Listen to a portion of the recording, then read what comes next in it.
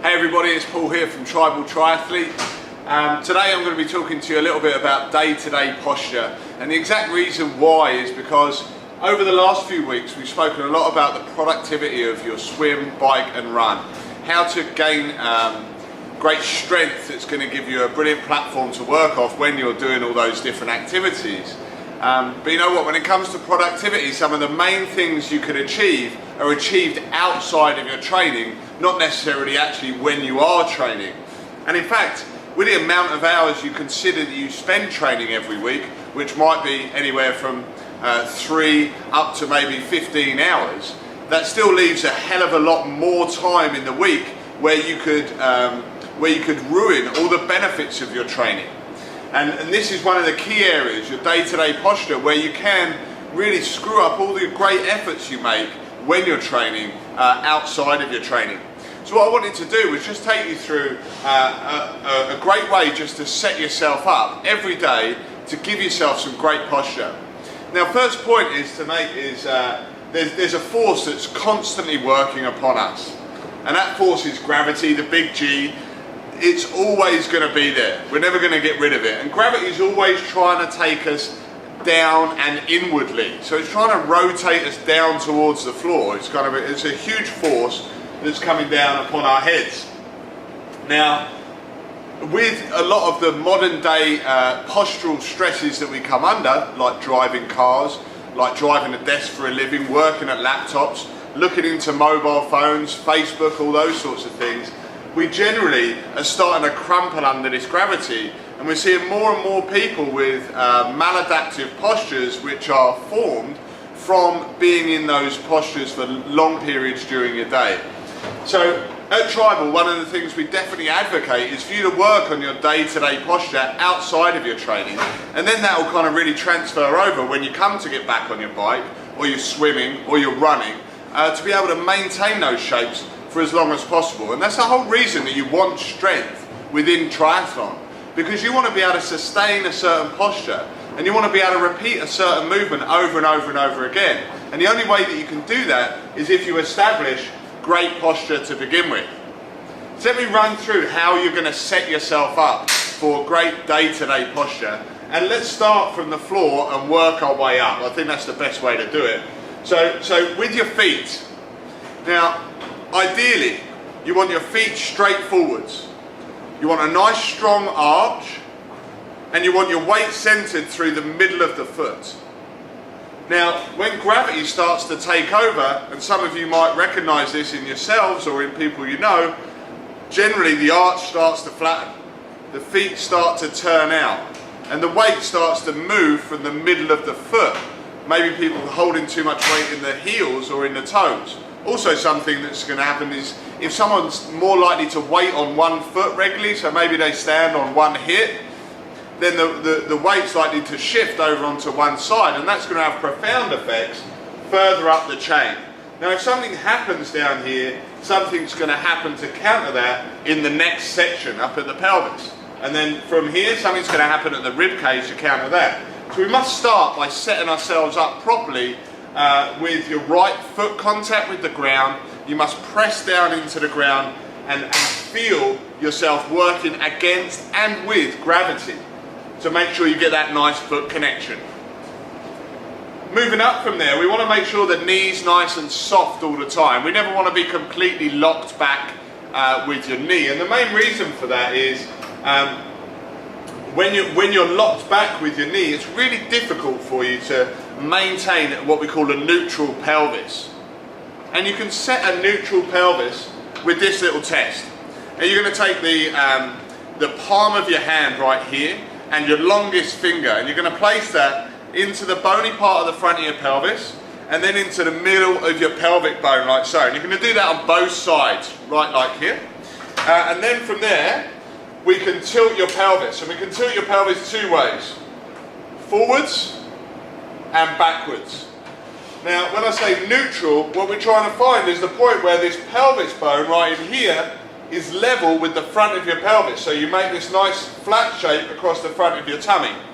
Now, for a male, that's going to be ever so slightly slanted forwards. For a female, that's going to be slightly slanted a little bit more.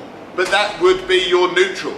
That point right here where you're flat at the front of your pelvis. It's going to be in between your two extremes of being fully tilted forwards and fully tilted back. Now the other thing that really impacts from your pelvis is your lumbar spine. And your lumbar spine will sit at a great angle as long as you get this pelvis into neutral. It will naturally just come out with a slight concave. The other thing that can screw your spine up is definitely your rib cage, which is the next step up. And your rib cage is required to be rotated upwards from the position that we normally get into, which is this slightly depressed position right here. So the sternum tends to drop. And this is from all the sitting that we do and all the work when we're kind of looking down here or forwards here. And that means that we just start to stand like that all day, every day.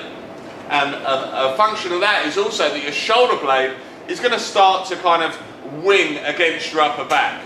Now when you get your rib cage into the right shape and then your shoulder set in the right shape, your shoulder blade starts to sit really nice and flat against your back. So there's another indicator that you might be in the wrong shape up here. So let me just show you that. It's the difference between being right here to being here and expressing yourself properly.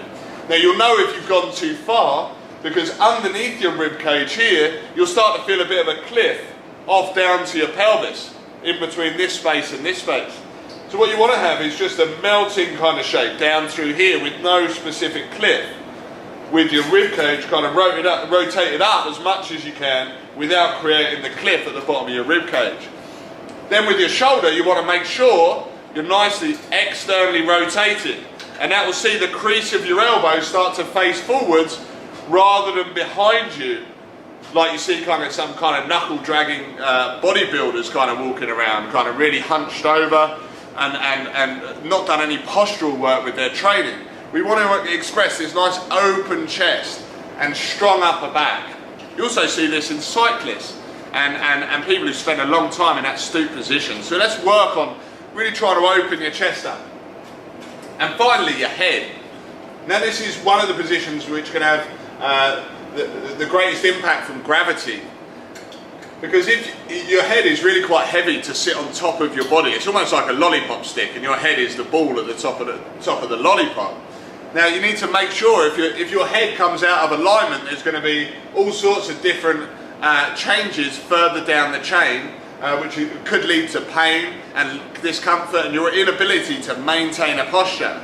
And your forward head generally happens because your rib cage depresses. So if I'm walking along the road and I've got a nice neutral head but then with a depressed rib cage, generally my head's got to look down towards the floor. So if I don't want to walk into lampposts or other objects on the street, I've got to look forward to the horizon.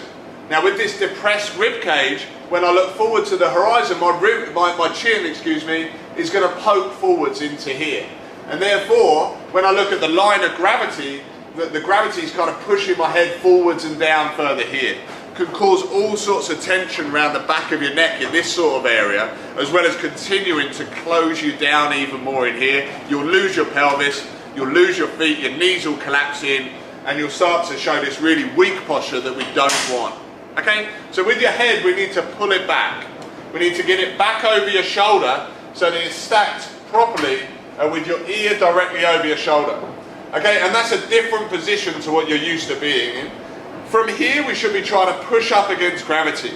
So from above your waist you want to kind of try and expand and lift absolutely everything to open up this front side, because gravity is trying to turn you inwardly.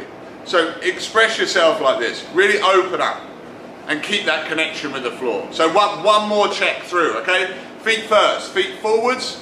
Make sure you just screw into the floor slightly. Soften your knees. Look for a neutral pelvis right here. Rotate rib cage up, but not so far that you lose connection with the front of your rib cage and your pelvis. And then externally rotate your shoulder.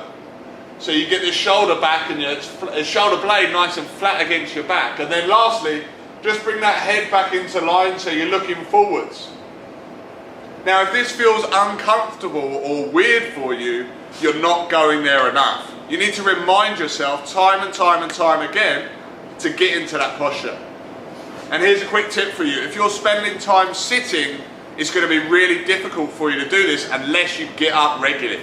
So try not to spend longer than 20 or 30 minutes sitting without getting up and moving around and putting yourself back into this posture. And make sure from above the hip, when you are sat, that you're sitting upright, you've got a nice neutral pelvis, sitting right on your sit bones, rib cage rotated up and getting that head in line with your spine. And then you want to make sure that whatever you're looking at is lifted. So instead of stooping into the screen or your laptop or whatever, try and lift that all up so it's right in front of your eye line. Okay, hope that video helps with your day-to-day posture, which will cross over massively to your swim, bike and run posture as well, and therefore your performance. If you've got any questions, let me know. Cheers.